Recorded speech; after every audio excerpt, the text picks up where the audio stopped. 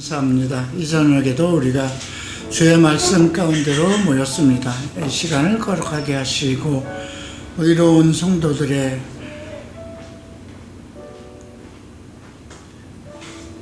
성도들이 받아야 할, 의로운 성도들이 지켜야 할 도리를 가르쳐 주시옵소서. 날이 점점 허망하고 세월이 점점 악하고 또 주님의 오시는 날을 거부하는 이 세상 가운데 우리가 오직 예수로 살게 하시고 하나님의 은혜 가운데 살게 하시고 성령의 능력 가운데 살게 하셔서 하는 모든 일이 하나님의 영광 가운데 있게 하소서.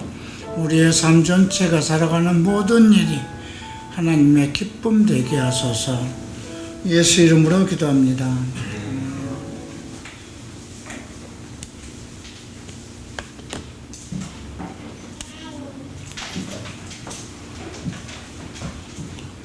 시연이가 왔네. 시연이 안녕. 안녕. 뭔진 몰라도 그냥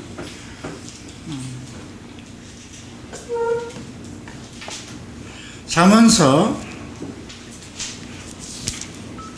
30장 31장입니다. 다음 주부터는 우리가 전도서를 공부하게 되는데요. 전도서에서 우리가 하는 모든 인생에 행하는 그 수고가 헛되도다. 이렇게 얘기를 합니다. 이 지구상에서 가장 지혜롭고 가장 큰 복을 받은 자, 잠언이 마지막 자기 인생을 거두면서 하는 이야기입니다. 잠언서 3000잠언을 썼다고 그러죠. 우리 인생에 필요한 모든 것, 그 이후에 어떤 인간도 어떤 사람도 솔로몬만한 지혜를 가지고 있던 사람이 없었습니다. 그가 마지막에서 많은 잘못을 하고 인생에 살아가는 모든 것에 대해서 헛되다고 고백을 한 것이 전도서입니다. 전도서 12장에는 이런 말씀이 있어요. 너는 청년의 때에 너의 창조주를 기억하라. 참 흥미로운 말이죠. 전도서 마지막 장 시작을 청년의 때에 너의 창조주를 기억하라. 곤고한 날이 이르기 전에 너는 아무 낙이 없다고 할 해들이 가깝기 전에, 허망하고 아무 의미도 없고 뜻도 없고 그런 날이 오기 전에 창조주 하나님을 기억하라는 거죠. 해와 달과 별들이 어둡기 전에, 비 뒤에 구름이 다시 일어나기 전에 그리하라. 그런 날에는 집을 지키는 자들이 떨 것이며 힘 있는 자들이 구부러질 것이며 맷돌질하는 자들이 적음으로 그칠 것이며 창들로 내다보는 자가 어두워질 것이며, 그런 날이 온다는 것입니다. 그러니 청년 때에 창조자를 기억하라는 거죠. 그리고 마지막 절에 그렇게 이야기를 합니다. 이 일의 결국을 다 들었으니 하나님을 경외하고 그 명령을 지킬지어다. 이것이 모든 사람의 본분이니라. 하나님은 모든 행위와 모든 은밀한 일을 선악간에 심판하시리라. 우리는 누가 할랴, 오늘 내가 행하는 이 은밀한 일들을 누가 알랴, 내 마음속 깊은 곳에 감춰둔 이 일을 누가 알 것이냐, 이렇게 얘기하겠지만 우리가 행한 모든 것, 그 은밀한 것을 하나님께서 심판하신다는 거죠. 이제 다음 주부터 우리가 전도서를 공부하고 오늘 잠언서 마지막 장을 보시겠습니다. 30장이죠.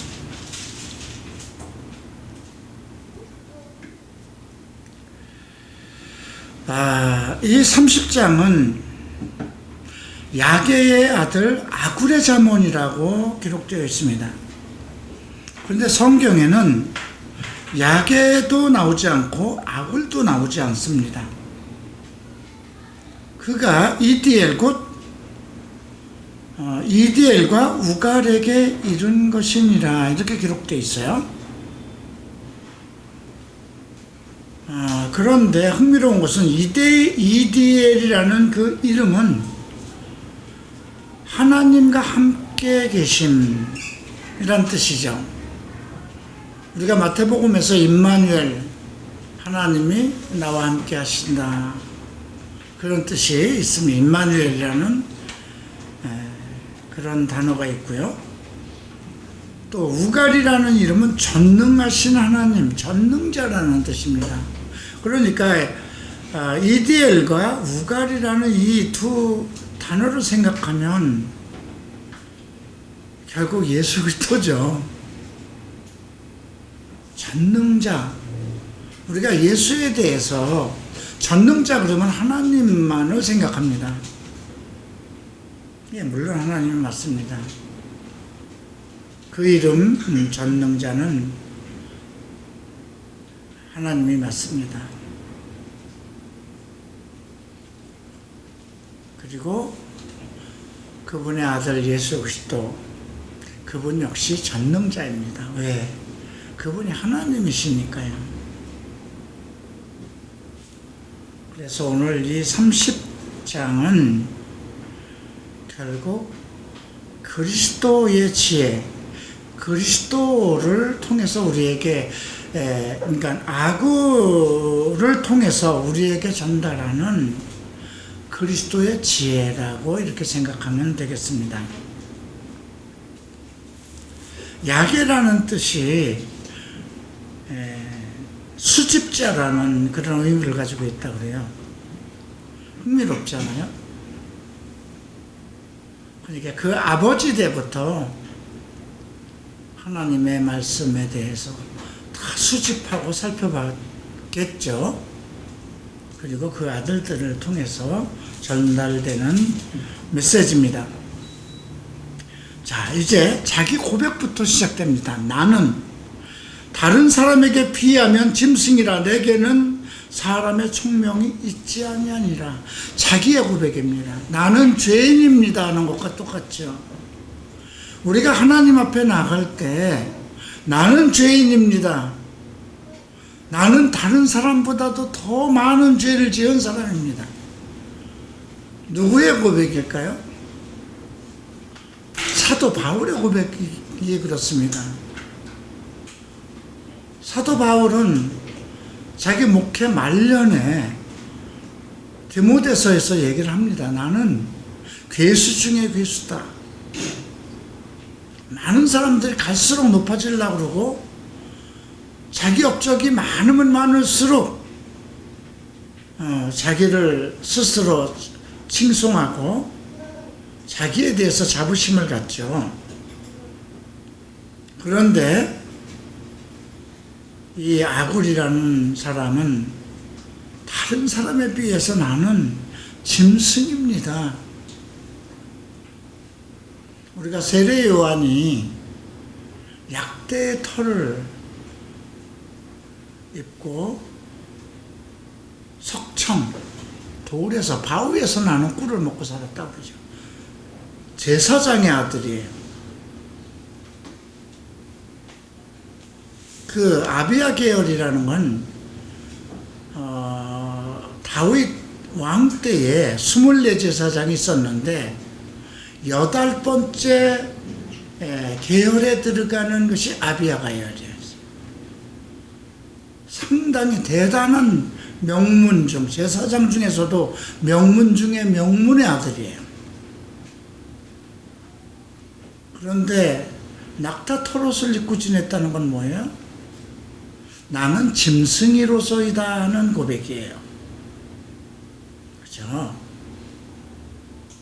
하나님께서 아담이 범죄한 이후에 가죽 옷을 입혔어요. 그죠? 예수님이 세례 요한에 대해서 얘기합니다. 너희는 들에 왜 나갔느냐? 부드러운 옷을 입은 사람을 만나러 갔느냐? 그 사람은 궁중에 있다. 그렇게 얘기를 하죠. 예수님은 세례 요한이 광야에서 약대 옷을 입고 있는 그 모습에 대해서 생각하고 있는 거예요.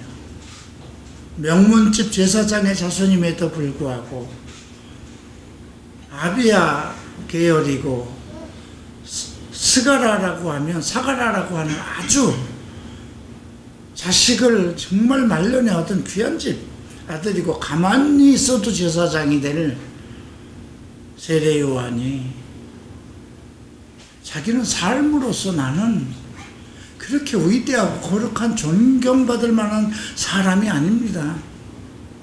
나는 짐승입니다. 그렇게 고백한 것이거든요. 지금 우리가 이 아굴의 잠언을 보면서 자기의 신앙 고백이 나는 다른 사람에 비하면 짐승입니다. 여러분들이 우리가 서로 높이려고 그러잖아요. 자기를 높이려고. 근데 항상 하나님 앞에 나는 다른 사람에 비해서 더 못되고 나쁘고 악하다는 것에 대해서 그냥 그것이 자기 고백이 되어야 돼요. 내게는 사람의 총명이 있지 않다 그랬어요. 사람의 총명. 사람이 여기서 얘기하는 것은 하나님을 아는, 하나님을 경외하고 하나님으로부터 기름 부음을 받은 총명이 없다는 것입니다. 또 3절에 보면 나는 지혜를 배우지 못하였고, 지혜를 얘기합니다. 거룩하신 자를 아는 지식이 없거니와, 지식이 없으면 지혜가 없는 거죠. 그런데 이것이 여호와를, 거룩한 자 하나님을 아는 지식이 없습니다. 그러니까 나는 지혜도 없고 총명도 없고, 그래서 나는 짐승입니다. 네, 이런 고백입니다. 4절 보죠. 하늘에 올라갔다가 내려온 자가 누구인지, 이건 누구를 얘기하는 걸까? 이 지구 이상에 하늘을 올라갔다가 이 땅에 내려올 사람은 딱 한 분밖에 없어요. 그죠? 예수 그리스도. 지금 아굴은 예수를 아느냐 이거예요. 욥이 그런 고백을 하죠. 이 땅에 나에 대해서 신원을 해줄 중개자가, 중보자가 없다고. 나를 하나님 앞에 의로운 자로 그 중보해줄 그런 사람이 없었다. 그 사람 바로 예수 그리스도를 찾는 거예요. 근데 지금 아굴도 그 얘기를 합니다. 바람을 그 장중에 모은 자가 누구인지, 물을 옷에 싼 자가 누구인지, 땅을 모든 티끌을 정한 자가 누구인지, 그의 이름이 무엇인지, 그의 아들의 이름이 무엇인지 너는 아느냐. 결국은 그의 아들을 묻습니다. 하늘에 올라갔다 내려온 자. 예수의 이름을 알려달라 이거예요. 아직 구약의 시대니까 예수가 안 계세요. 그죠? 근데 나는 짐승과 같고 죄인이기 때문에 그가 있어야 되겠다는 신앙 고백이에요. 그러니 누구든지 나에게 이 세상을 창조하고 모든 것을 운행하고 있는 그분의 아들을 알려다고, 이런 고백입니다. 그리고 이제 문단이 바뀝니다. 5절부터 하나님의 말씀은 다 순전하여 하나님은 그를 의지하는 자의 방패라. 먼저 하나님의 말씀에 대한 결점이 없다는 거죠. 이 말은 무슨 뜻일까요? 1.1핵도 하나님의 말씀은 잘못된 것이 없다는 거죠. 부족함이 없다는 것입니다. 성경에 무엇을 주장하는 겁니다. 동성애자들, 동성애를 찬성하고 예수 그리스도를 대적하는 사람들의 첫마디는 성경은 무한가, 완전한가를 묻습니다. 완전하지 않다는 거죠. 교회를 다닌다고 하면서도 그런 얘기를 하는, 이건 정말 그 사람은 얼마나 비참한 것인지, 그가 감당해야 할 죄는 얼마나 큰지. 성경 2000년 전에 사람이 쓴 성경이 완벽하다고 할 수 있겠느냐, 이런 얘기죠. 그건 뭘까요? 하나님이 완전하지 못하다는 거죠. 하나님이 완전하지 못하니까 완전하지 못한 글을 쓴 거죠. 성경 무호를 얘기하는 것은 하나님을 거부하는 것이고 하나님을 욕되게 하는 것입니다. 우리 믿는 자들의 고백은 성경에 대해서 무조건 아멘 해야 되는 겁니다. 내가 미처 깨닫지 못했다 하더라도, 내가 아직 이해하지 못한다 하더라도, 내 지식이 아직, 내 지혜가 아직 성경이 말하는 그 논리를 완전히 충분히 알아들을 수 없다 하더라도, 이것은 나의 창조자이시고 나의 주인이 쓰신 글이기 때문에 점 하나도 오류가 있을 수 없습니다. 오점이 있을 수가 없습니다. 이런 고백을 해야 되는 거죠. 지금 아굴은 그 고백을 합니다. 하나님의 말씀은 다 순전하여 하나님은 그를 의지하는 자의 방패다. 먼저 방패를 얘기합니다. 방패가 필요한 것이, 왜 세상 사람들이 하나님을 의지하는 사람들에게 왜 방패가 필요할까요? 영적 전쟁이 있다는 거예요. 이 땅에선 내가 하나님을 사랑하고 하나님을 사모하고 하나님을 의지한다 하더라도 나를 공격하는 그 누가 있다는 거예요. 그래서 하나님의 말씀에 대한 완전함에 대한 그 말씀에 신뢰하고 의지하는 자들은 그분이 나의 방패라는 거죠. 너는 그의 말씀에 더하지 말라. 이건 계시록에서도 나오는 것이고 신명기에도 나오는 것입니다. 말씀을 더하지도 말고 빼지도 말라고 그러죠. 더하면은 재앙을 더할 것이요, 빼면 너의 이름을 생명책에서 빼겠다.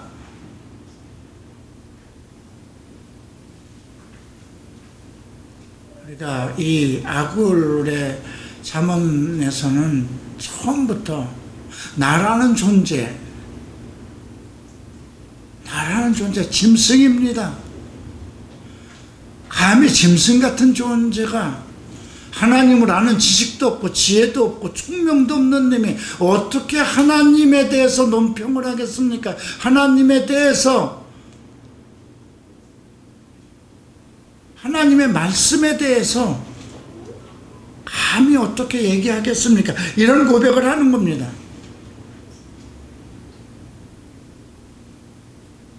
그가 너를 책망하시겠고 너는 거짓말하는 자가 될까 두렵다. 여기서 이 거짓말이라는 거는요, 우리가 그 사도행전 20장에서 나오죠. 바울이 얘기한 내용 중에 하나죠. 우리를 하나님 말씀에 그러니까 제자들이라도 3년이나 눈물로 가리킨 두란노 서원에서 공부한 그 제자들이라도 그들을 이끌어갈 어그러진 말을 하는 자들이라고 얘기하죠. 성경을 왜곡시키는 자들.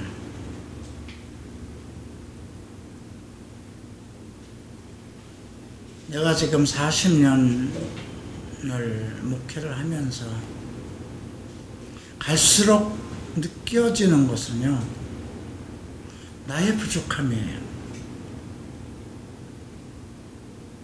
어떤 때는 그런 생각을 해요. 내가 성경을 5번, 6번을 가르쳤음에도 불구하고 내가 온전히 깨닫지 못해서 잘못 가르친 점이 있으면 어떻게 할까? 내가 좀 더 성경에 대해서 더 깊이와 높이와 넓이를 조금 더 알아야 되는 거 아닌가?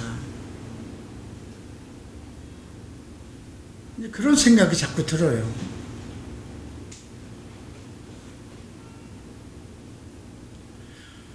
7절 봅니다. 자, 거기까지가 6절까지가 신앙 고백이에요. 그리고 7절 봅니다. 내가 2가지 일을 주께 구하였사오니 내가 죽기 전에 내게 거절하지 마옵소서. 참 명언입니다. 내가 2가지 일을 주께 구하겠는데 딱 2가지예요. 내가 죽기 전에 내게 거절하지 마소서. 그만큼 꼭 필요한 거라는 거죠. 다른 거 다 필요 없습니다. 이 2가지만큼은 거절하지 말아달라고 당부하는 거죠. 곧 헛된 것과 거짓말을 내게서 멀리 하옵시며. 이건 비성경적인 논리. 내 마음에 어떤 말씀에 대한 의문을 갖지 않게 하시고, 나보다 지혜롭다고 하는 자들, 나보다 손자라고 하는 자들, 그런 자들이 전한 그 헛된 것들, 여기서 헛된 것은 욕구에 해당되는 것도 있어요. 재물을 좀 갖고 싶을 수도 있잖아요. 좋은 여자를 만나고 싶은 것도 있잖아요. 명예를 구할 수도 있고, 그죠? 근데 헛된 것과 거짓말, 이 거짓말은 비논리적인, 비성경적인 불의에 해당되는 그러한 가르침이죠. 내게서 멀리 하옵시며 나를 가난하게도 마옵시고 부하게도 마옵시며 오직 필요한 양식으로 나를 먹이옵소서. 가난하면 어떻게 될까요? 도둑질하게 될 것이고요. 부하면 교만해질 거잖아요.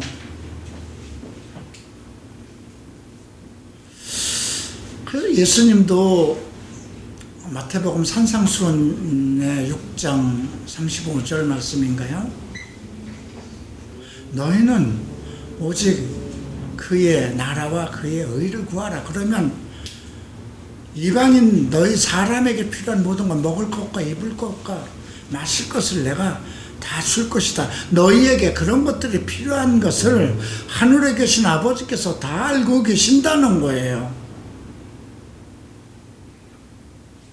재물을 얼마나 쌓으면 만족할까요? 아마 지금 우리 교회 안에 내가 30대 때 10년 동안 벌 만큼 그만한 돈을 벌 사람 없을 것 같아요. 여러분들이 무엇을 해서 하루에 3천만 원이라는 돈을 만져볼 수 있겠어요? 지금부터 40년 전에 하루 저녁에 3천만 원이라는 돈을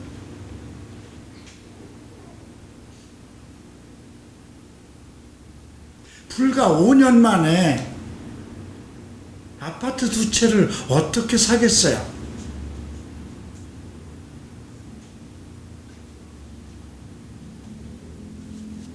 근데 다 헛된 것이 되었잖아요. 그죠?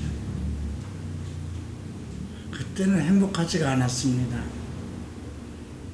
엄청난 돈을 벌고 마음대로 뭐든지 살 수 있고 그 어떤 육체의 즐거움 그 무엇을 다 할 수 있었음에도 매일 쪼그리고 자고 깊은 잠을 못 자고 뭔가 채워지지 않는 그 욕구와 욕망과 그런 걸로 나는 이게 뭔가 내 인생은 이러다 말 것인가.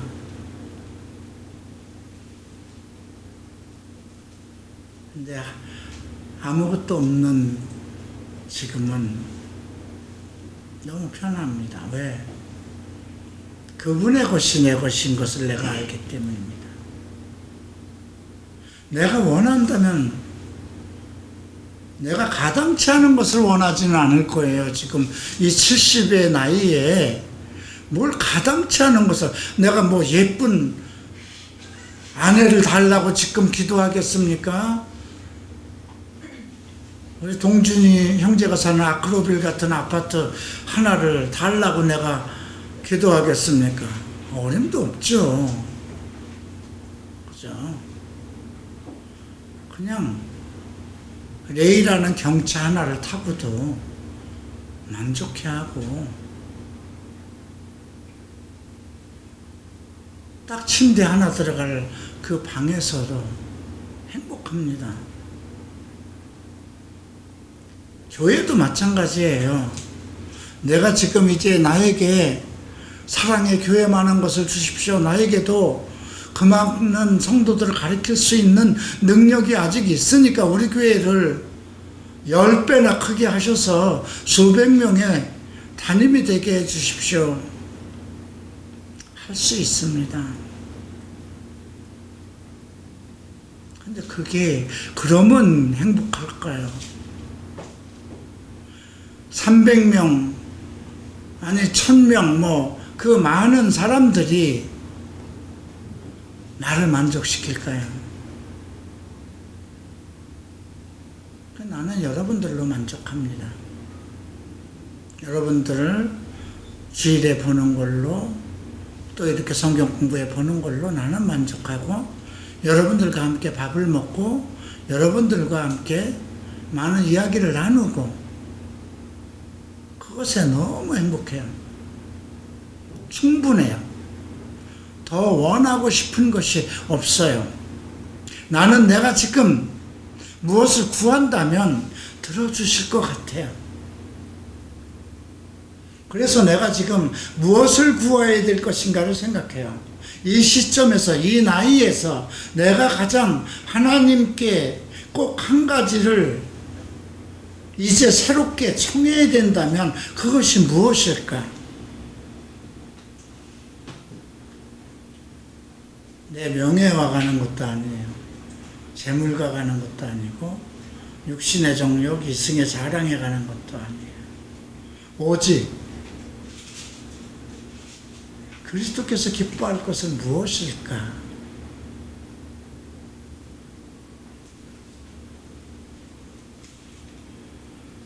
지금 가난하게도 말고 부하게도 말아서 오직 필요한 양식을 주기도문이죠. 여러분들이 하나님 앞에 기도할 때 항상 주기도문을 잊지 마세요. 하늘에 계신 나의 아버지 이름을 거룩하게 하옵시며 이거는요 그분을 송축하고 그분을 존경하고 그분의 거룩함을 나의 아버지이기 때문에 그분이 거룩하시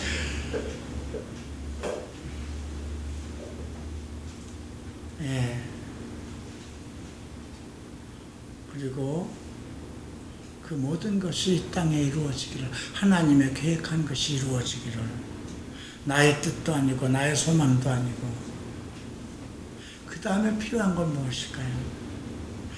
이 승에 있는 내 육체가 있는 동안 필요한 양식이잖아요. 그죠? 내 식구가 딸렸으면 식구가 함께 먹고 사는 거잖아요. 그래서 주기도문에서 하나님을 송축하고 하나님의 뜻이 이루어지길 바라는 다음에 바로 나오는 것이 일용할 양식을 달라고 하는 기도예요. 먹고 살 것에 대해서 아등바등 싸우지 말라는 것입니다. 오늘 먹을 일용할 양식이 있으면 그것으로 만족하라는 것입니다. 그 대신에 내 영혼의 양식을 풍족하게 쌓아두라는 거죠. 9절 봅니다. 혹 내가 배불러서 하나님을 모른다, 여호와가 누구냐 할까하며, 혹 내가 가난하여 도둑질하고 내 하나님의 이름을 욕되게 할까 두려워합니다. 이 지금 여기서 양식에 관한 걸 얘기하면서 지금 8절 9절에 이것이 지금 그가 죽기 전에 구하는 기도 중에요. 딱 두 가지 중에 하나예요. 일용할 양식. 하나는 헛된 것과 거짓말, 자기의 욕망에 관한 것, 욕종에 관한 것, 자기의 영혼을 사로잡힐 만한 잘못된 그런 것들. 그 다음에 요구하는 것이 일용할 양식을 주세요. 이 말은 뭐냐면요, 지금 우리가 구절 해석을 잘해야 돼요. 배불러서 하나님을 모른다, 여호와가 누구냐 할까. 이건 돈이 많으면 돈이 자기의 여호와가 되는 거예요. 그래서 신약에서 재물은 우상숭배라고 하는 거잖아요. 나는 쌀 99가마가 있으면 좋겠다. 그 99가마를 채워놓으면 그 한 가마를 채워서 100가마를 이루기 위한 그 욕구와 욕망을 버리지 못한다는 거예요. 이번에 일어난 박원순 시장권 보세요. 뭐가 부족했을까요? 명예가 부족했을까요? 재물이 부족했을까요? 뭐가 부족했을까요? 그의 위치가 청와대에 있는 대통령보다 부러웠을까요? 부족했을까요? 아니에요. 대통령보다 더 편하고 박수받는 위치에 있었어요. 그죠? 근데 왜 그 욕종 하나를 못 참았을까요?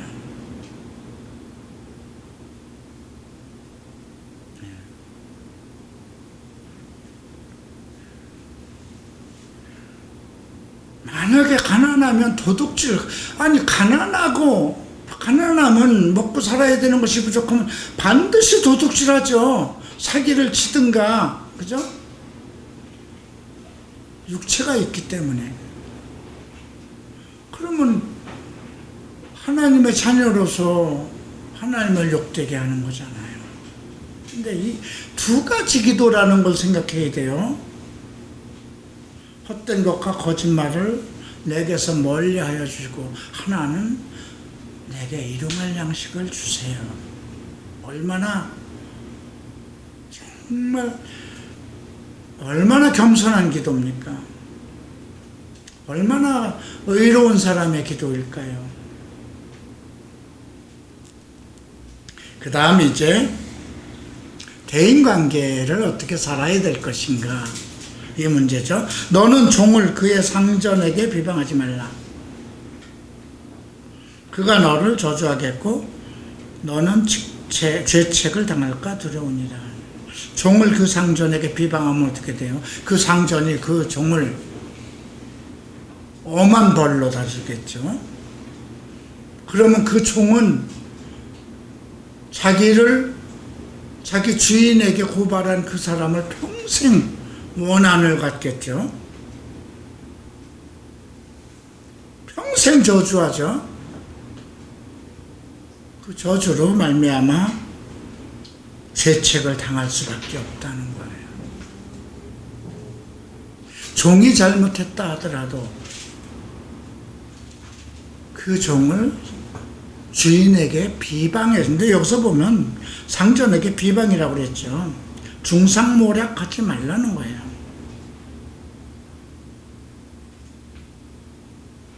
예. 교회에도 이런 문제가 많습니다. 장로가 집사를 중상모략하고, 집사가 또 다른 목사들을 중상모략하고, 이건 안 되는 겁니다. 제가 교회는 작지만 제일 싫어하는 것이 이겁니다.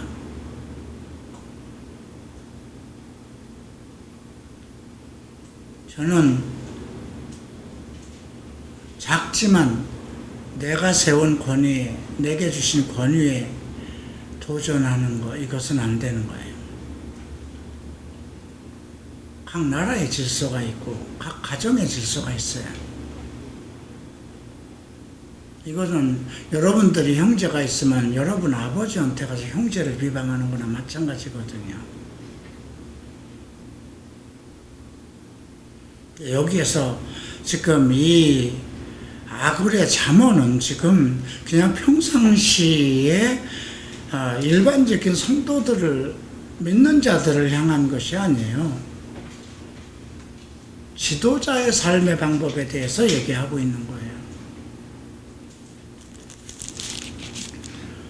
제일 먼저가 지금 10절 대인관계에 있어서 종을 그 상전에게 비방하지 말라고 얘기를 합니다.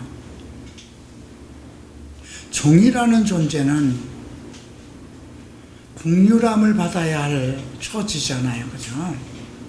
모함을 받으면 어디 가서 하소연할 데가 없는 위치예요.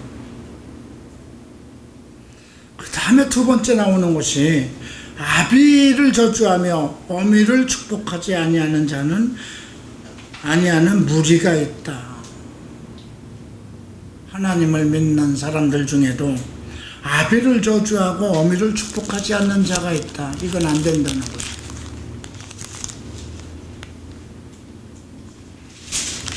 아마 칼보리 채플 와서 여러분들이 조금 달라지는 것은 부모에 대한 경각심을 갖는 것일 겁니다. 내 모든 설교에서는 항상 그 어떤 일이 있어도 부모를 거역하지 말라고 그럽니다. 그 어떤 부모가 내게 어떤 잘못을 했다 하더라도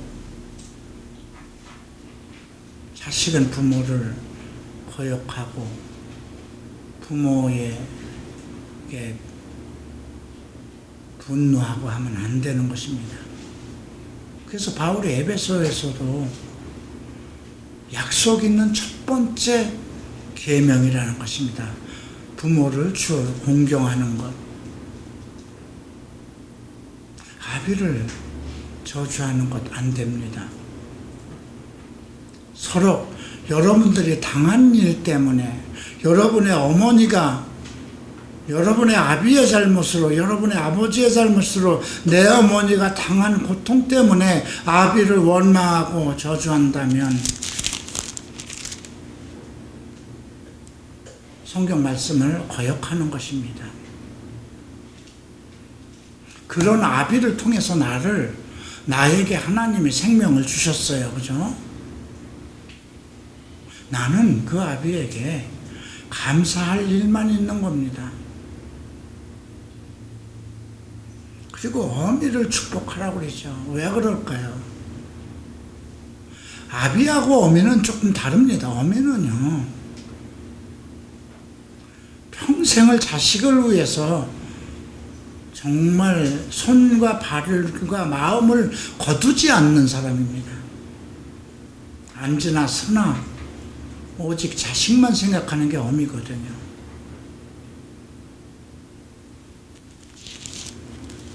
12절로 봅니다. 그럼 세 번째, 스스로 깨끗한 자로 여기면서도 자기의 더러운 것을 씻지 아니하는 무리가 있다. 앞에선 어미를 축복하지 않고 아비를 저주하는 무리도 있고, 나는 깨끗해, 나는 정결해 하면서도 자기의 더러운 것 씻지 않는 자.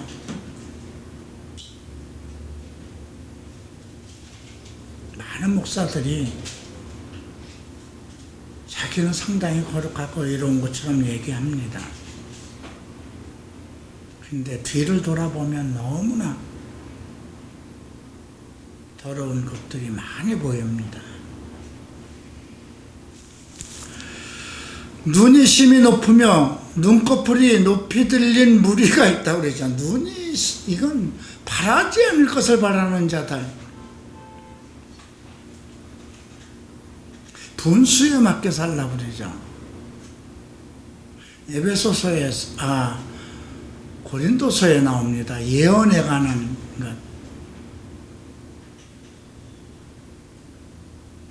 에베소서에도 얘기하죠. 예언하는 자는 자기 분수에 맞게 하라고.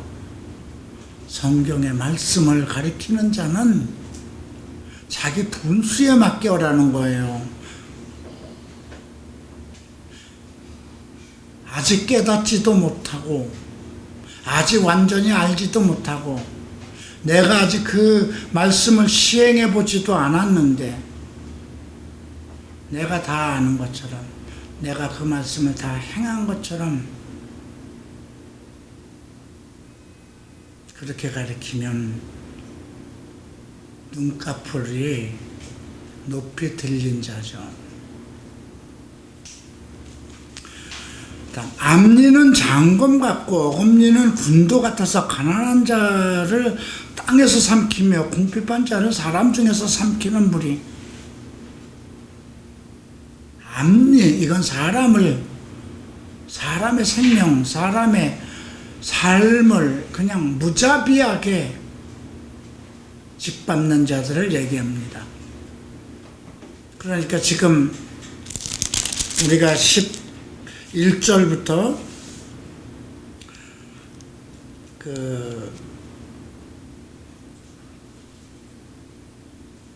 6절까지는 자기의 신앙 고백이고요. 7절부터 9절까지는 두 가지 기도의 제목이고요.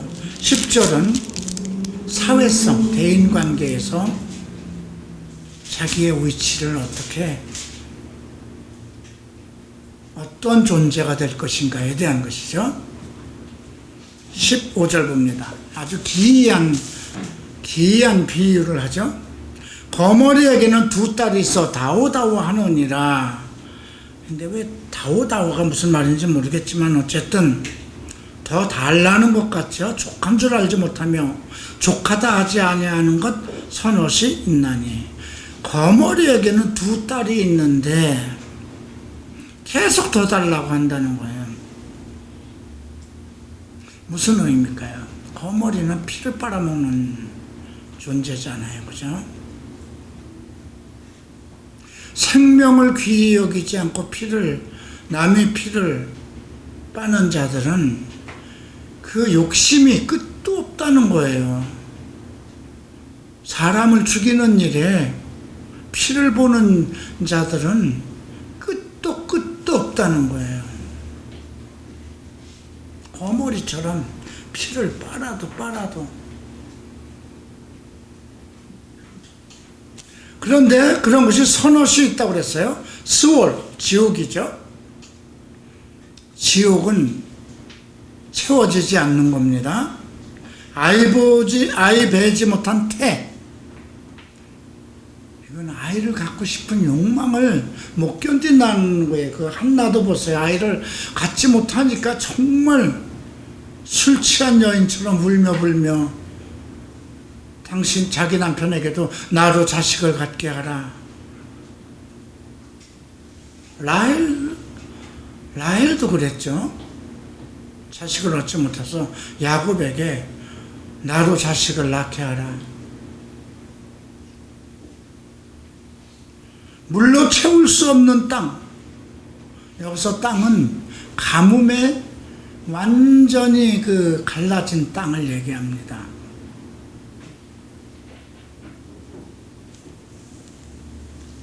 그 다음에 족하지 아니하다는 불은요, 계속 그 불길은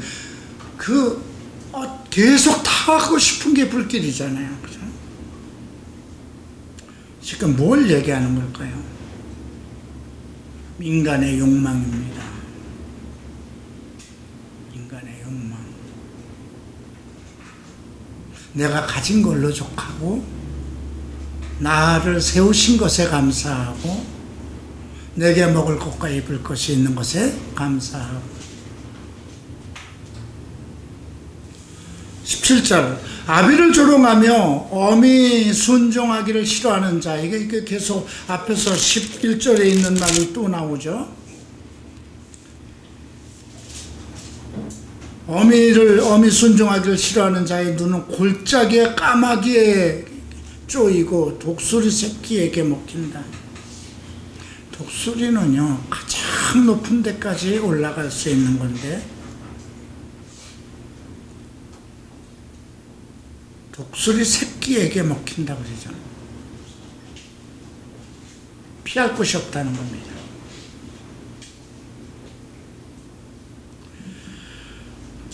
그 다음 18절부터 내가 심히 기이 여기고도 깨닫지 못하는 것 선언. 뭘까요? 공중에 나는 독수리의 자취. 알 수 있나요? 독수리가 어디로 가는지. 반석 위에 기어다니는 뱀의 자취. 반석이면 바위 위 제멋대로 다니는데 뱀의 흔적이 남나요? 없죠.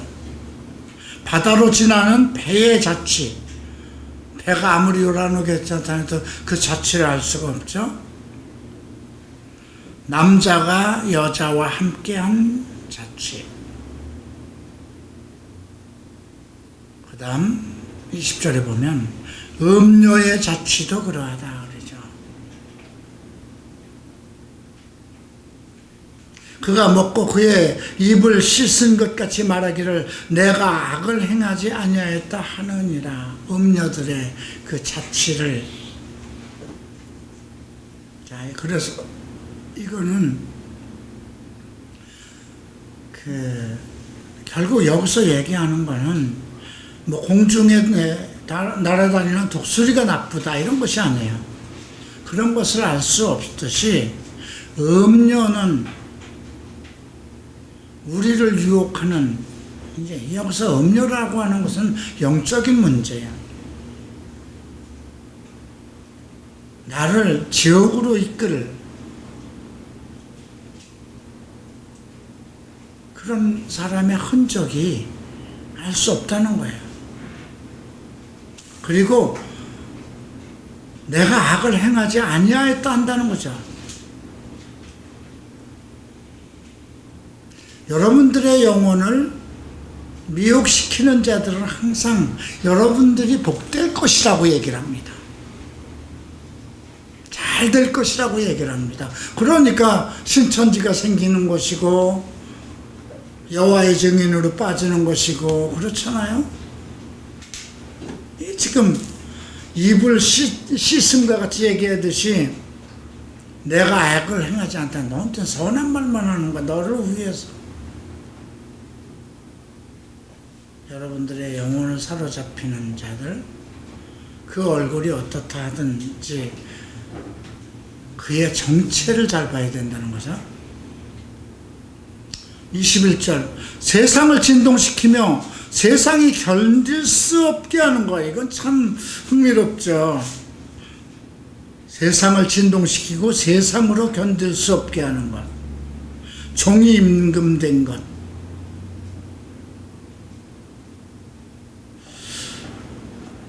미련한 자가 음식으로 배부른 것. 그래서 이해가 안 돼요. 그죠? 미움받는 여자가 시집간 것. 여종이 주모를 이은 것. 자, 다 이게 좀 비정상정이에요. 종이 임금된 것. 권모쓸 수가 있어야 되는 거잖아요. 그죠? 미련한 자가 음식을 에게 배부른 것. 머리에 들은 거인, 머리에는 똥밖에 들은 것이 없는데 엄청난 재물을 모았다는 건 뭔가 있는 거죠. 미움받는 여자가 시집을 잘 가서 살아. 여자 종이 주모라는 자기 주인을 내쫓고 자기가 대신하는 거.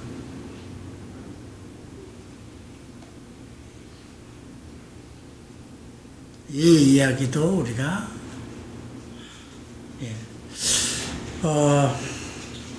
사도행전 22장인가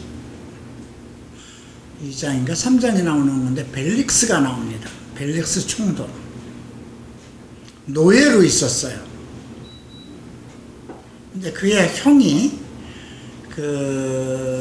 원래 로마에 살면서 로마의 원로원들과 왕족들과 잘 지내고 있었기 때문에 자기 동생을 노예에서 풀어서 유대 지역에 총독직을 맡겼어요. 그런데 이미 시집간 다른 여인을 마술사를 교묘하게 보내서 유혹해가지고 데려다가 살기도 하고, 바울에게 뭔가 돈 좀 많이 얻을까 싶어서 계속 만나고 제 마누라까지 끌고 가서 만나고 했던 그 내용이 이제 사도행전 23장인가 24장에서 나옵니다. 벨릭스에 대한 게. 그래서 그 다음 어떤 말이 그 시대에 돌았냐면, 벨릭스가 노예 정신으로 왕이 되었다는 말. 그래서 우리말에도 종의 종로로 타기가 쉽지 않다는 거예요. 종의 종로시라는 건 종이 무엇을 가장 좋아하고 가장 나빠하는지를 너무 잘 알아요. 지금 그래서 이런 것들에 대해서 지금 언급하는 것이고요. 24절 봅니다. 땅에 작고도 가장 지혜로운 건 넷. 좋은 거죠. 힘이 없는 종으로 돼 먹을 것을 여름에 준비하는 개미. 얼마나 연약해요. 그죠? 약한 종류로 돼 집을 바위 위에 짓는 사반. 이거는 토끼라고도 하는데 중동 지역에 있는 아주 특별한 그런 토끼 종류를 얘기하는 건가 봐요. 근데 바위와 바위 사이에 집을 줘요. 약하대. 누구한테도 금방 잡혀서 먹고 죽을 수밖에 없는데 바위 속으로 쏙 들어가 버리니까 누구도 못 들어가는 거예요. 지혜를 얘기하는 거죠. 임금은 없을 때 떼를 지어다니는 메뚜기. 메뚜기는 임금이 없다는 거죠. 근데 그 메뚜기 때 성경에서 우리가 황충으로 나오잖아요. 계시록에서도 나오고. 손에 잡힐만 해도 왕궁에 있는 도마뱀. 아니, 왕궁에는 아무나 들어갈 수 없는 거잖아요. 그래서 왕궁에 도마뱀이 있으면 다 잡으려고 그러는데 잡히면 꼬리를 끊어내고 도망가잖아요. 그죠? 지혜를 얘기하는 것입니다. 힘은 없대. 이건 우리에게 비록 약하고 개미 같아도, 메뚜기 같다 하더라도, 사반개 같다 하더라도, 도마뱀 같다 하더라도 그 각기 약한 것에 주신 하나님의 천부적인 지혜가 있다는 거예요. 내가 비록 좋은 집안에서 태어나지 못했다 하더라도, 나의 IQ가 높지 못하더라도, 내 키가 작고 못생겼다 할지라도 나를 지으신 분이 창조자잖아요. 나에게 맞게 지으신 거거든요. 예. 그 다음 29절. 잘 걸으며 우이풍 있게 다니는 것 선언. 잘 걸으면서 우이풍 있게 다니는 것. 짐승 중에는 짐승 앞에서 물러서지 않는 사자죠. 당당한 사자. 그 다음 사냥개와 숫염소와 마땅할 수 없는 왕. 그죠? 셋은 짐승입니다. 당할 수 없는 왕을 얘기합니다. 당할 수 없는 왕. 만일 내가 미련하여 스스로 높은 채 하였거나 혹 악한 일을 도모하였거든 내 손으로 입을 막으라. 대저 젖을 저으면 엉킨 것이 되고 코를 비틀면 피가 나는 것 같이 노를 격동하면 다툼이 일어난다. 네가 잘못했으면 네가 스스로 높은 채 했으면 끽소리도 하지 마라. 그 말입니다. 이 약을 잠언을 보면요, 앞에 있는 걸 다 포함해서 압축해서 우리에게 이렇게 살아라 하는 것 같은 겁니다. 참 지혜로운 글입니다. 자, 이제 31장입니다. 31장은 복음입니다. 1절 봅니다. 르무엘 왕이 말한 바 곧 그의 어미가 그를 훈계한 참이라고 하는데, 르무엘 왕이라는 것은 성경에 나오지 않습니다. 그런데 하나님께 헌신한 자, 하나님께 속하고 하나님을 사랑하는 자, 결국 솔로몬이 자신에 대해서 얘기한 것이기도 하고요, 그를 통해서 하나님께서 보여주시는 예수님, 그리고 그의 교회에 관한 얘기입니다. 뒤에는 여인이라고 나와요. 내 아들아, 내가 무엇을 말하랴? 내 태선한 아들아, 내가 무엇을 말하랴? 서원대로 얻은 아들아, 내가 무엇을 말하랴? 어미가 말하고 싶은 것은 딱 하나라는 거죠. 어떤 소원을 가지고 아들을 낳았어요. 그 어미의 말은 딱 하나입니다. 왜? 내 아들이 왕이 될 것이기 때문에. 첫 번째가 무엇일까요? 내 힘을 여자들에게 쓰지 말며 왕들을 멸망시키는 일을 행하지 말자라. 여자들에게, 내 힘을 여자들에게 쓰지 말라는 거죠. 왕이 여자들에게 쓰면 나라가 망하잖아요. 솔로몬도 그렇고 다윗도 그렇고 거의 여자들 때문에 문제가 생겼어요. 그죠? 왕들을 멸망시키는 일, 여자에게 힘쓰는 것. 오늘 얼마 전에 나타난 박원순 시장, 여자 때문에 망한 거잖아요. 그죠?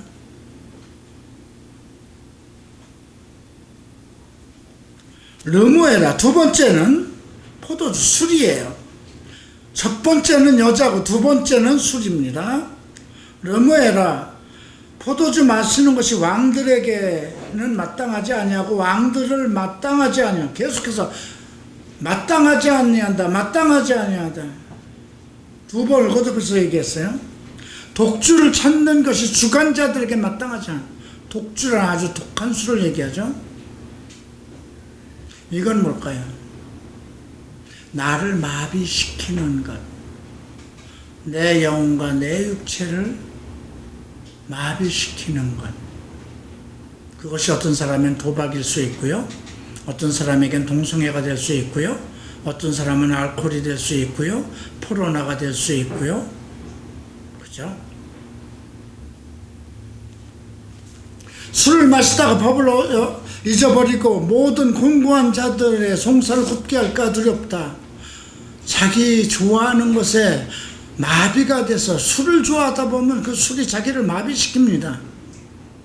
그래서 왕으로서 마땅히 해야 할 곤고한 자들 재판을 잘못할 수 있다는 거죠. 독주는 죽게 된 자에게, 포도주는 마음에 근심하는 자에게 주어야 돼. 술이 필요한 것은 마음의 위로를 받고 싶은 자. 독주는 죽게 된 자. 왜 독주는 죽게 된 자에게 필요할까요? 죽음의 고통을 이기게 하기 위해서. 그래서 예수님에게도 뭘 갖다 먹인 거예요? 신초를 갖다 먹인 거잖아요. 통증을 못 느끼게 하기 위해서.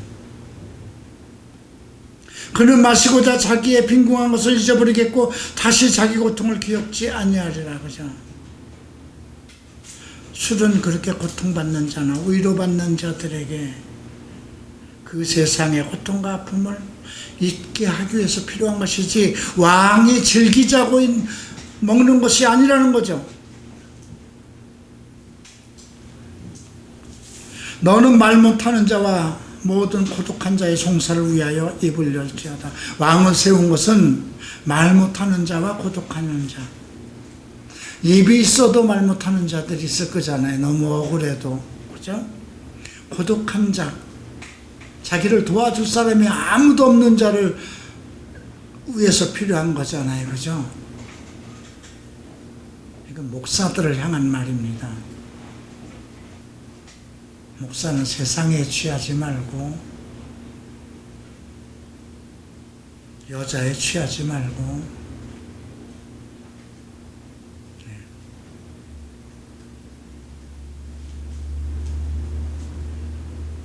9절 봅니다.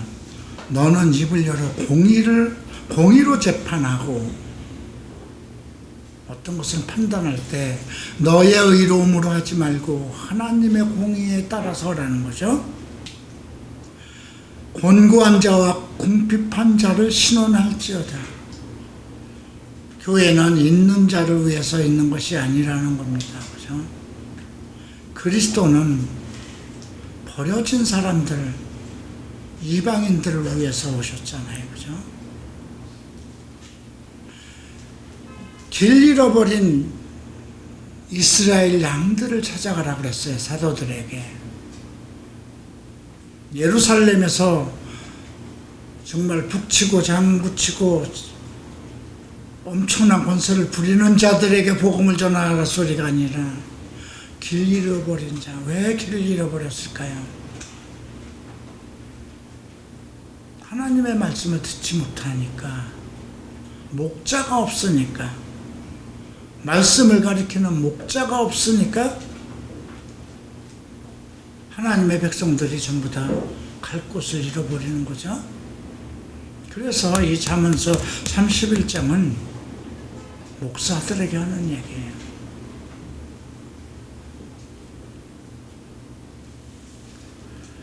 자, 10절부터 재밌는 얘기가 나옵니다. 현숙한 여인, 이제 다들 현숙한 여인이 되고 싶어 하죠, 여자들은. 근데 확고부동한 여인을 얘기합니다. 현숙하다는 것은 확고부동하고 의지가 강한 그리스도의 여인, 교회를 얘기합니다. 누가 현숙한 여인을 찾아 얻겠느냐? 그의 값은 진주보다 더하니라. 왜 진주에다 비교했을까요? 다이아몬드도 있고 사파이어도 있고 제사장들이 가지고 있는 12보석이 있는데 그 보석에도 들어가지 않은 왜 진주에다 얘기를 했을까요? 진주는 조개에서 생기는 거죠. 조개 속에 들어간 돌인 거예요. 그 돌이 살아있는 조개가 계속 물도 먹어야 되고 뭐를 먹어야 되는데 움직이면 움직일수록 이 돌이 자기 살을 아프게 하는 거예요. 그래서 계속 그 돌이 자기를 찌르지 못하게 어떤 액체를 분비하는 거예요.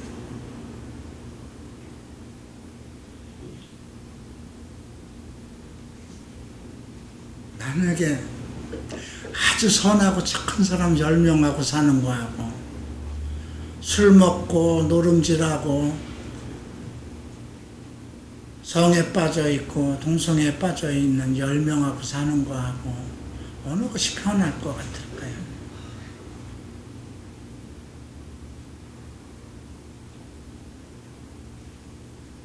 그래서 나는 내가 감당할 만큼의 숫자를 주신 것 감사해요. 수백의 무리가 왔으면 어떻게 할까요? 내가 감당할까요? 여러분들은 나하고 대할 때 1대1이에요. 그죠? 누가 나하고 어떻게 또 대하는지 여러분은 몰라요. 그죠? 여러분 중에 누가 나를 아프게 하는지 각자는 몰라요. 그죠? 여러분들은 자기 생활에 자기만큼 그냥 그대로 일을 하는데도 나는 아픈 것이 있어요. 어떤 사람을 볼 때마다 계속 아픈 것을 느껴요. 아마 여러분들 부모도 형제가 몇 있어, 자식이 몇 명 있어도 아픈 손가락이라고 그러죠. 아픈 자식이라고 그러죠. 잘 살고 부모의 뜻대로 하는 사람 보고 아픈 자식, 아픈 손가락이라고 안 그래요.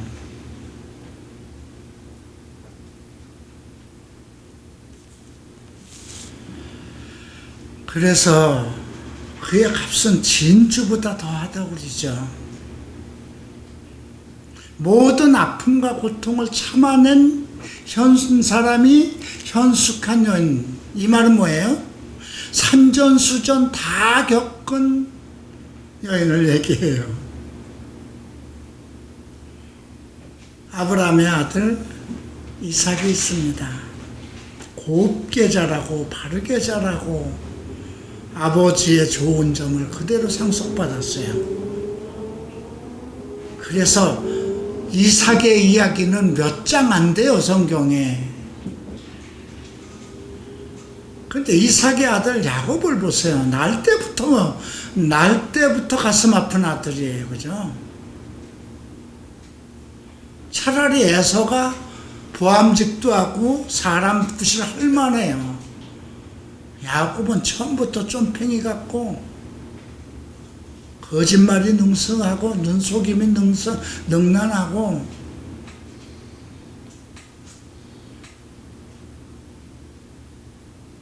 (20년이) 걸렸어요. 그가 아브라함의 기업, 자기 아버지 이삭의 기업을 회복하는데 20년 걸렸어요. 산전수전 겪은 거죠.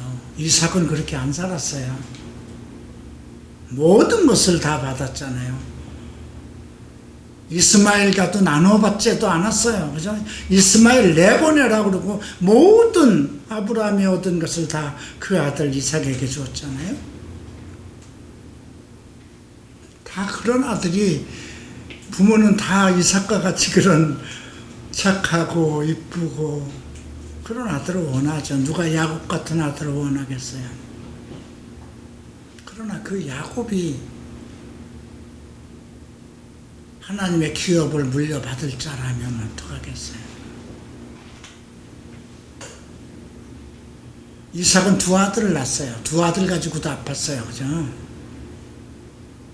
야곱은 12아들이에요. 근데 12아들이 다 별난 아들이었잖아요. 여러분, 우리가 그래서 이 성경을 볼 때, 창세기를 볼 때 어떻게 봐야 될 것인가?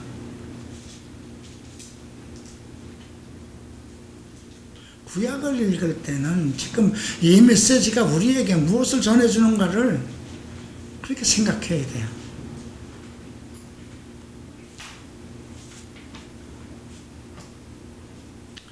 11절 봅니다. 그런 자의 남편의 마음은 그를 민나니 산업이 핍절치 아니하겠으며, 산업이 핍절치 않는다는 건 경영하는 모든 것이 잘 된 것이라는 거죠. 그런 자, 그런 현숙한 여인의 낮은 남편의 마음, 그런 종을 둔 예수님은, 그런 제자를 둔 예수님은 얼마나 편안할까요? 그죠? 그의 산업은 핍절치 않을 것이, 모든 것이 잘 될 것이라는 것입니다. 그런 자는 살아있는 동안에 그의 남편에게 선을 행하고 악을 행하지 아니할 것이다. 그런 교회는 악을 행하지 않을 것이다. 그죠? 헛된 짓을 하지 않을 것이다. 어제 밤 12시가 넘어서 띵동하고 카톡이 왔는데 국회의사당 밖에서 차별금지법 반대를 하고는 집회를 7명이 북치고 장구치고 주의 이름을 부르는 자를 하는 그 동영상을 찍어서 실시간으로 나한테 보냈어요. 나도 알지는 못하는 사람이. 그래서 내가 뭘 하는 겁니까? 하니까 차별금지법이 발의됐기 때문에 이게 통과되지 못하게 해달라고 하나님에게 지금 기도를 하는 거래요. 철야 예배를 드리는. 하나님이 그거 들으시겠습니까? 그 시간에는 하나님이 왜 미쳤다고 거기 가서 그걸 들으시겠습니까? 내가 하나님이라도 몽댕이를 가지고 가서 두들겨 패고 싶은데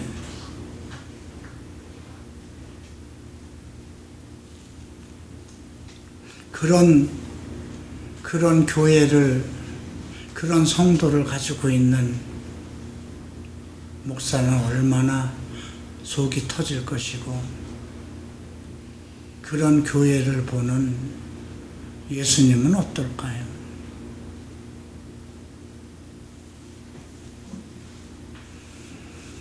13절, 그는 양털과 실을 구하여 부지런히 손으로 일하며 양털을 얘기합니다.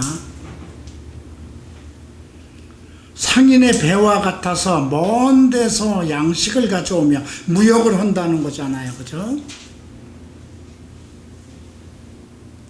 밤이 새기 전에 일어나서 자기 집안 사람들에게 음식을 나누어 주며 여종들에게 일을 정하여 맡기며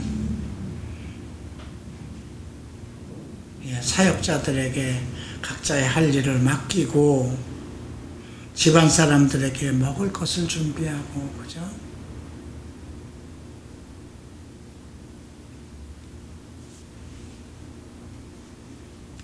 밭을 살펴보고 사며, 왜 밭을 더 사야 될까요?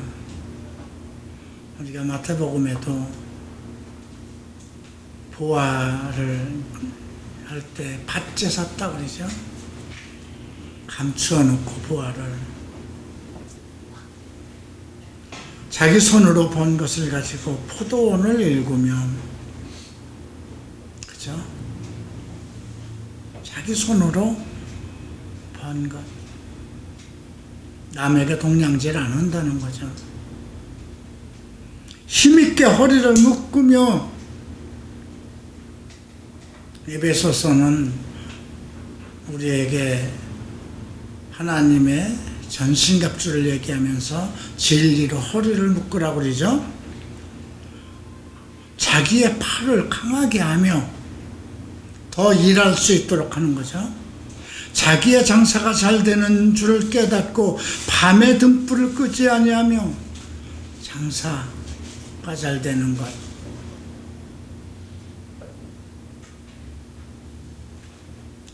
손으로 손뭉치를 들고 손가락으로 가락을 잡으며, 그는 공고한 자에게 손을 펴며 궁핍한 자를 위하여 손을 내밀며, 자기 집 사람들은 다 홍색 옷을 입히며, 자기 집 사람은 따뜻한 옷을 입히는 거죠.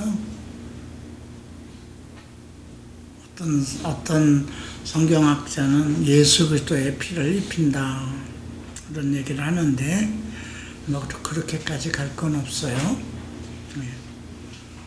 눈이 와도 그는 자기 집사람들을 위하여 염려하지 아니하며,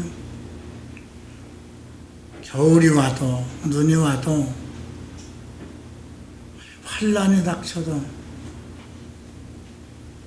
코로나가 온 세상을 뒤엎어도 자기 집사람을 염려하지 않는다면 이거 얼마나 기쁠까요? 그죠?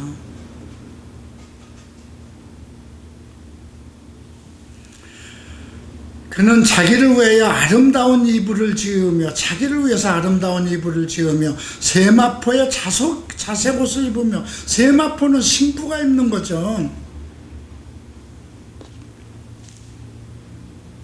자색 옷은요, 왕이 입는 것입니다. 근데 지금 자기를 위하여 아름다운 이불을 짓는다고 그랬어요. 이거는 지금 위에서부터 현숙한 여인에 대해서 쭉 내려온 거거든요.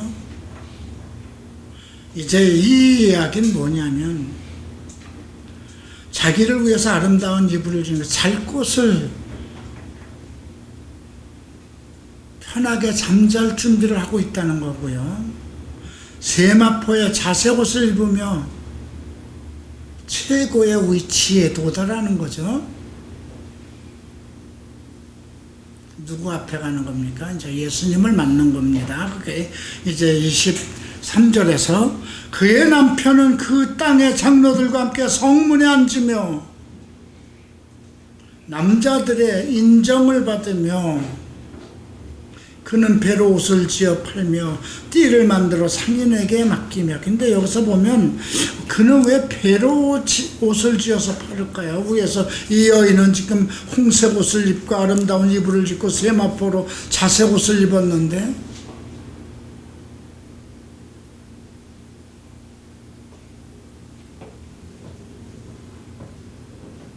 그는 배옷을 지어 팔며 하나님의 백성들, 이게 이제 복음이 전파되는 곳곳마다 어떤 재물과 관계된 것이 아니라는 거예요. 능력과 존귀로 옷을 삼고 후의를 웃으며. 그러니까 위에 배로 옷을 지어 판다는 말에 대해서 이해가 되는 것이, 이제 해석되는 것이 25절이에요. 능력과 존귀로 옷을 삼고. 세상에서 살아가는 것은 배우시면 가장 불쌍한 사람, 가난한 자들이 입는 거잖아요. 배옷을 입고, 억울할 때 우리가 배옷을 입고 죄를 뿌리고 하는 것이 성경에 나오잖아요. 그죠? 근데 배옷을 지어 팔며 복음을 얘기하는 겁니다. 의로운 자가 고난받을 것, 죄를 뿌리며 살듯이 배옷을 입듯이 세상 것을 다 버리고 오직 그리스도로 옷 입는 걸 얘기하는데, 그것이 능력과 존귀로 옷을 삼고 후의를 웃으며. 지금은 배옷을 입은 사람처럼, 처량한 사람처럼, 빈궁한 사람처럼, 억울한 사람처럼 보일지 모르지만 그것이 복음이라는 거예요. 후일에 웃는다는 거죠. 입을 열어 지혜를 베풀고. 세례 요한이 낙타옷을 입고도 그 입에서 예수 그리스도를 증거하듯이 그의 혀로 인애의 법, 인애에 참고, 인애라는 건 사랑과 인내잖아요. 아주 인자한 사랑을 얘기하죠. 인애의 법을 말하며 자기 집안의 일을 보살피고, 자기 집의 일을 잘해야죠. 그죠? 게을리 얻은 양식을 먹지 아니하며 그의 자식들은 일어나 감사하며. 그리스도의 자식들, 복음의 자식들을 얘기하죠. 그의 남편은 칭찬하기를 덕행이 있는 여자가 많으나 그대는 모든 여자보다 뛰어나다 하니라. 교회를 얘기하는 것입니다. 이런 여인을 어디서 찾을까 지금 주님이 고민하고 있는 겁니다. 이 땅에 이런 여인이 어디 있는가.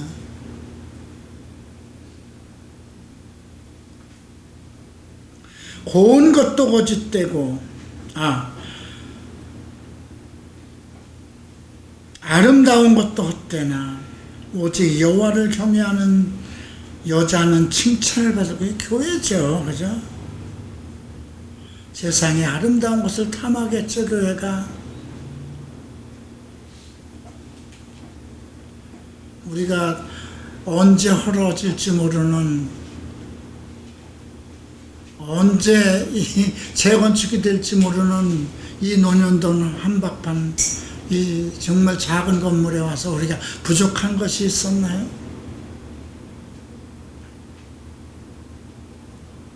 3, 40명이 또 차 되지 않는 거의 다가 청년인데, 지난주에 우리가 39명인가 37명 왔어요. 거의 다 청년이죠.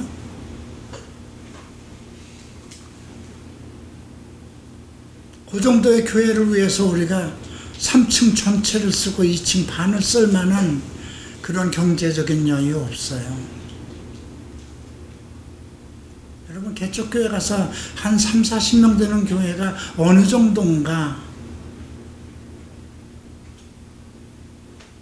한 3, 40평 되는 본당 하나 갖기도 바빠요.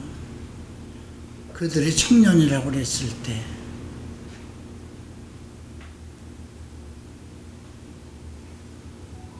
근데 저는 부족한 것이 하나도, 여러분들이 뭐 부족한 게 느낀 일이 있습니까? 교회 생활을 하는데 무엇이 부족한 것이 있었나요?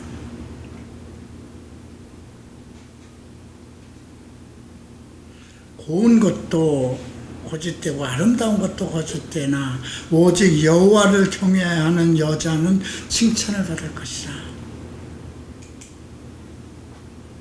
그 손의 열매가 그에게 돌아갈 것이요, 열매가 다른 사람에게 돌아가는 게 아니라 자기에게 돌아올 것이요, 그 행한 일로 말미암아 성문에서, 여기서 성문은 천국입니다. 이것을 생각하지 않으면 목사들이 뭘 생각해야 될까요? 그리스도 앞에, 그리스도께서 자기의 종으로 세웠다면 얼굴도 보지 못한 그 종, 그리스도지만 당연히 그분 앞으로 갈 것이라는 것이 정해져 있는 거잖아요.